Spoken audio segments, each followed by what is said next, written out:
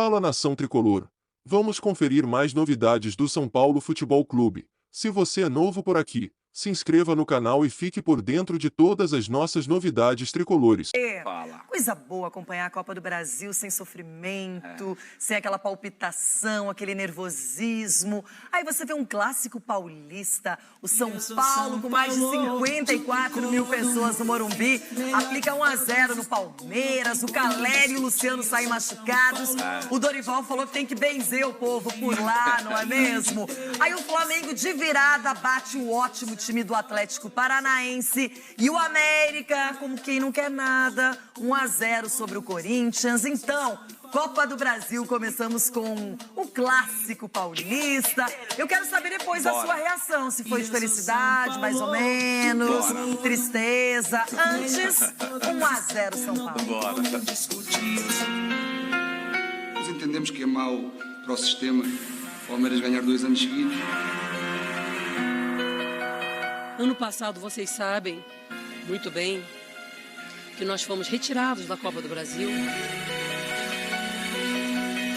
O clima no Choque Rei já era tenso, bem antes de a bola rolar. Tudo isso fez o Palmeiras decretar uma lei do silêncio, nada de entrevistas. Apenas a presidente falou na chegada ao Morumbi. Não terá coletiva, os nossos atletas não vão falar, o João não vai falar. Eu achei melhor blindar o nosso elenco, nossos jogadores, a nossa comissão técnica. Era inevitável que essa tensão entrasse em campo. Reclamações, cartões, pedidos de pênaltis. O São Paulo diz que a bola bateu na mão do Piquerez. Já o Palmeiras acusa Pablo Maia de tocar com a mão na disputa com Veiga. O Endrick também quis sua penalidade ao invadir a área e dividir com Arboleda. Seria um reflexo do discurso da presidente? É inadmissível, não é, o nosso país ter à frente uma comissão de arbitragem que não consegue resolver erros primários. Eu não vou admitir mais isso, gente. Mas era preciso esquecer a arbitragem e jogar futebol. O São Paulo sofreu no início. No cruzamento do Mike, o Dudu cabeceou para fora. Mas o tricolor encaixou a marcação e passou a criar. A torcida foi à loucura aos 31 minutos. O Arboleda fez uma jogadaça, o Caleri dominou com categoria e meteu um chapéu por cima do Everton. Perdeu na cara. A bola pode não ter entrado, mas acordou o tricolor. E o Wellington Rato encheu o pé num belo chute de longe. O Palmeiras se contentou com a chegada do Richard Rios. Mas as lesões voltaram a assombrar o São Paulo. O Alan Franco machucou o tornozelo e saiu chorando. O Luciano sentiu dores na panturrilha. O Caleri, de novo nas costas. Infelizmente acabou sentindo no meio da partida. Mesmo assim ele foi muito valente. Foi até o final, suportando dores e tudo mais. O Luciano também acabou sentindo. Seria um risco muito grande trazê-lo de volta para a segunda etapa. Nós precisamos de um benzimento aí forte, porque as coisas não estão legais, não. Toda partida, 1 ou 2 jogadores de fora, isso aí é terrível. Mas nada que prejudicasse o segundo tempo tricolor. O Caio Paulista ficou bem perto de abrir o placar ao driblar a marcação. Teve ainda o Pablo Maia, o Wellington Rato, o Nestor. E a bola do Richard Rios ficou fácil para o Rafael. Mas a melhor chance foi do Rato, que finalizou sem goleiro e o Luan tirou na linha. A essa altura, o São Paulo não aproveitava as chances criadas e o jogo caminhava para um 0-0. Até que aos 37 do segundo tempo, naquele gol ali, surgiu um jogador que nunca havia marcado pelo tricolor. Um herói que ninguém esperava. Rafinha fez um golaço para incendiar mais de 54 mil torcedores no Morumbi. De primeira, de fora da área, a bola desviou na cabeça do Luan e parou no ângulo. Coitado do Everton. Laço do São Paulo no Morumbi! Rafinha!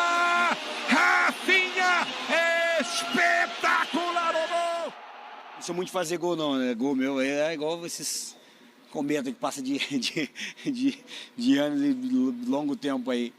Mas assim, eu fico feliz de ter feito gol, cara. Eu sou São Paulino, todo mundo sabe disso. Do lado alviverde, o silêncio ecoava. Do lado tricolor, o foco era o jogo de volta quinta-feira no Allianz Parque. O São Paulo precisa de um empate para se classificar. Uma vitória simples do Palmeiras leva a decisão para os pênaltis. Eles vão ter que buscar o resultado, nós vamos ter que suportar, mas a gente vai lá para ganhar o jogo e sair com um resultado positivo e a classificação. A vantagem ela é importante, não é definitiva. Nós sabemos o que representa o Palmeiras, tanto fora quanto e principalmente dentro da sua casa, o que torna o jogo ainda mais perigoso e competitivo. E nós temos que ter a consciência que será um jogo desse nível aí para cima. Olha, o Dorival sabe que essa questão das lesões contínuas no São Paulo, um problema recorrente, deve gerar uns cabelos brancos a mais o Dorival Júnior, porque São Paulo vem sofrendo com isso. Agora, melhora o Palmeiras no início do jogo, os 20 primeiros minutos, depois o São Paulo conseguiu equilibrar, quando parecia até o Caleri perde um lance, né?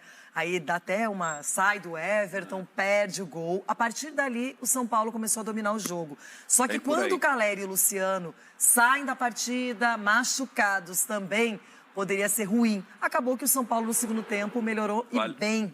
Loirão, vale lembrar, o Caleri ele foi pro sacrifício, né? O Caleri era uma dúvida, o Sgarbi até falou aqui, né? Que possivelmente teria uma surpresa no São Paulo, e aí foi confirmada que era a presença do Caleri como titular. Essa lesão nas costas tem prejudicado e ficou até em alguns momentos nítido nessa dor, né, que ele sente nas costas. No final acabou sendo substituído já no intervalo, assim como o Luciano, e aí você perde duas das grandes referências desse momento do São Paulo, que é o Caleri, que perturba demais a defesa do time adversário, e o Luciano, que não só essa questão da articulação, de fazer a bola chegar nos jogadores que jogam dos lados do campo, e também ele está pisando na área, um jogador que tem o gol. Então, assim, o São Paulo perde bastante, mas eu concordo com você, o Palmeiras começa o jogo querendo mais, parece buscar o gol, querendo de repente fazer um resultado e aí controlar.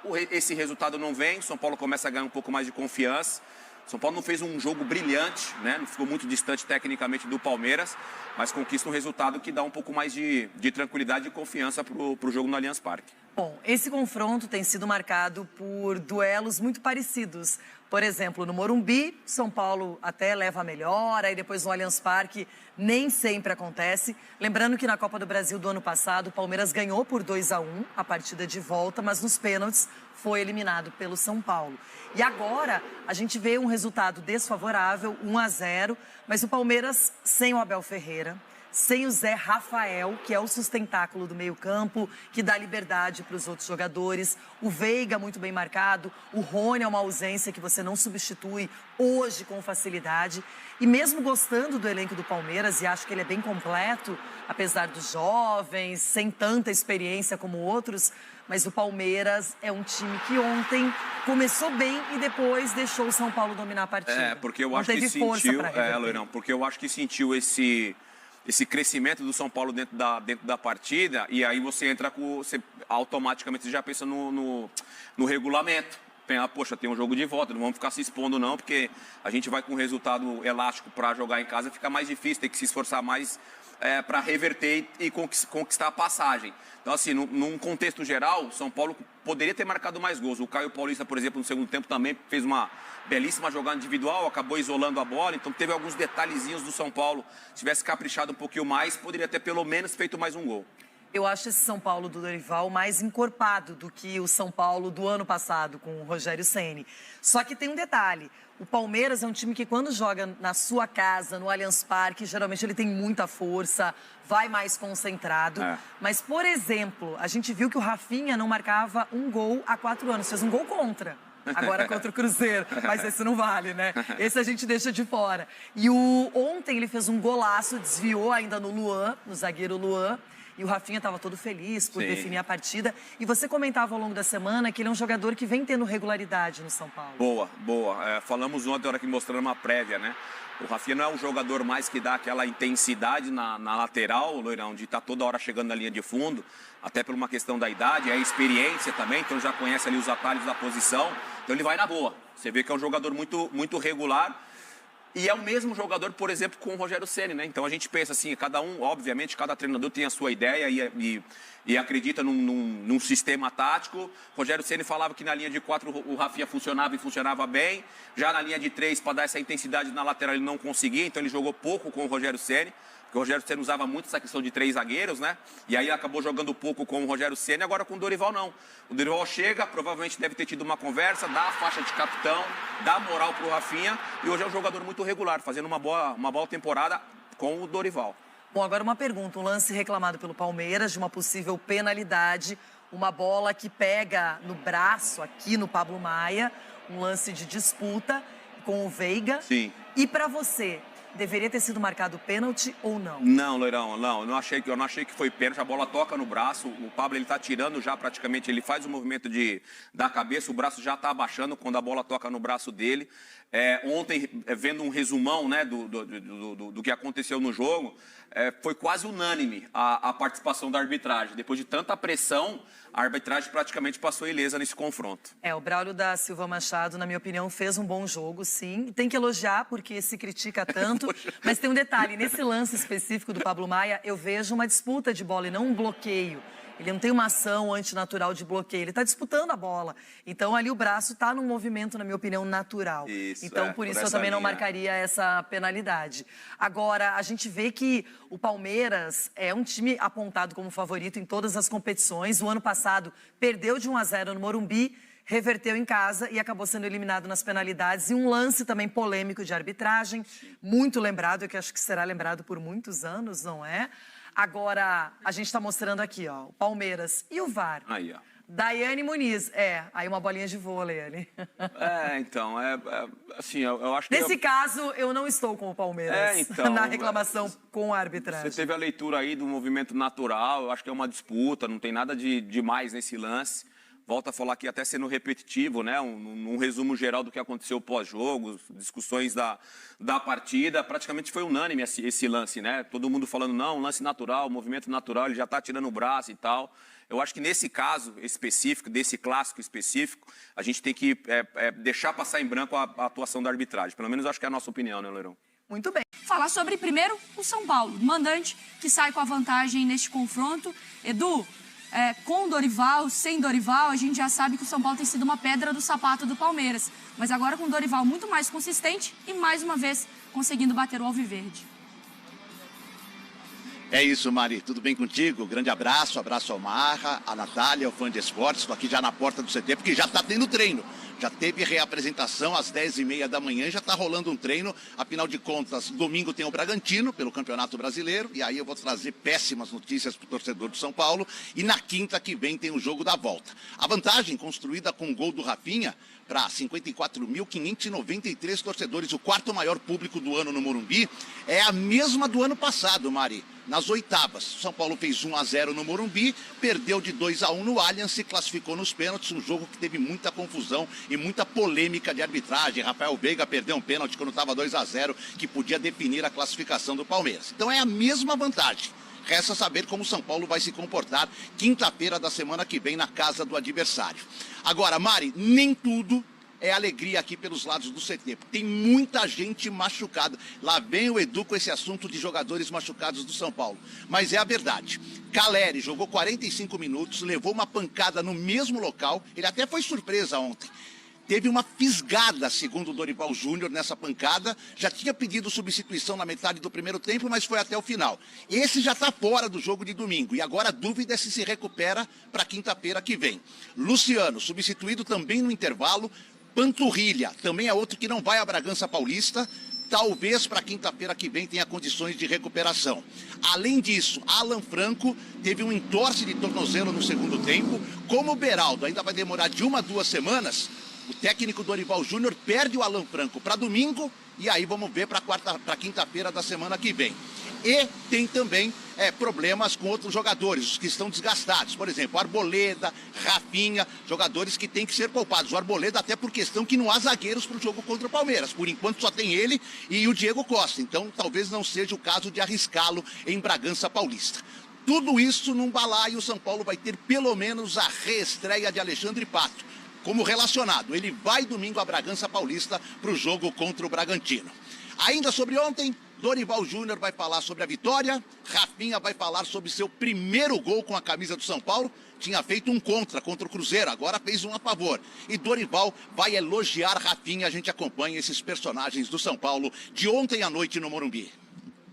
A vantagem ela é importante, não é definitiva. Nós sabemos o que representa o Palmeiras, tanto fora quanto e principalmente dentro da sua casa, o que torna o jogo ainda mais perigoso e competitivo. E nós temos que ter a consciência que será um jogo desse nível aí para cima. Pois é, eu não sou muito de fazer gol não, né? Gol meu é igual esses cometa que passa de anos e de longo tempo aí. Já vivi muitos momentos importantes na minha carreira, mas hoje sem dúvida vai ficar vai ficar agora tem um lugar especial na minha, claro, na memória do torcedor, na memória da minha família, para minha carreira. Acho que o Rafinha vem sendo um jogador importante dentro de um esquema no qual ele trabalha até como um lateral construtor. É o cara que dá o timing para o nosso time, por incrível que pareça, mesmo jogando pelas laterais do campo. Muito importante dentro dos vestiários. Vem tendo não só a braçadeira de capitão, mas acima de tudo a atitude de um grande capitão. Bem, com 115 gols em campo, 60 do Luciano e 55 do Caleri, o herói improvável, Mari, foi o Rafinha. Muito elogiado pelo Dorival também, pela sua atitude. Obrigada, viu, Edu, pela participação. Bora falar sobre o São Paulo? Tudo perfeito na noite dessa quarta-feira. Dentro de campo, vitória por 1-0. O Tricolor leva uma vantagem importante para a partida de volta contra o Palmeiras, Allianz Parque, jogo de volta das quartas de final da Copa do Brasil. Se o São Paulo eliminar o Palmeiras, vai embolsar 9 milhões de reais de prêmio por alcançar semifinais da competição. O único gol da partida marcado aos 37 do segundo tempo, indo do chute de fora da área do Rafinha. A bola ainda toca na cabeça do Luan, tirando qualquer chance de defesa do goleiro do Palmeiras. Rafinha que não marcava gol desde 22 de dezembro de 2018. São Paulo foi sempre melhor do que o Palmeiras. Caleri perde grande chance no primeiro tempo e o Wellington Rato desperdiça uma oportunidade inacreditável na etapa final, pouco antes do gol do Rafinha. Jogo que termina com 18 finalizações do São Paulo contra apenas 8 do Palmeiras. Das 18 do São Paulo, 5 no alvo. Das 8 do Palmeiras, uma única no alvo. São Paulo também teve mais posse de bola, 57%, teve mais passes e mais escanteios. Mas queria chamar atenção para um outro ponto. 54.593 torcedores estiveram no Morumbi, por uma arrecadação bruta de 4 milhões e 100 mil reais. São Paulo já havia prometido aos jogadores que utilizaria 100% da receita líquida para o pagamento de direitos de imagem. As contas do São Paulo indicam algo na casa de 3 milhões e meio de reais líquidos, tirando todos os descontos que serão destinados ao pagamento dos direitos de imagem atrasados. O Tricolor chegou a deixar 3 meses completos de direitos de imagem, já conseguiu diminuir para 2 meses e pretende quitar pelo menos mais um mês com a receita desse jogo super importante para o São Paulo, não só do ponto de vista financeiro, como técnico, mas também psicológico. Vitória contra o Palmeiras não é para qualquer um.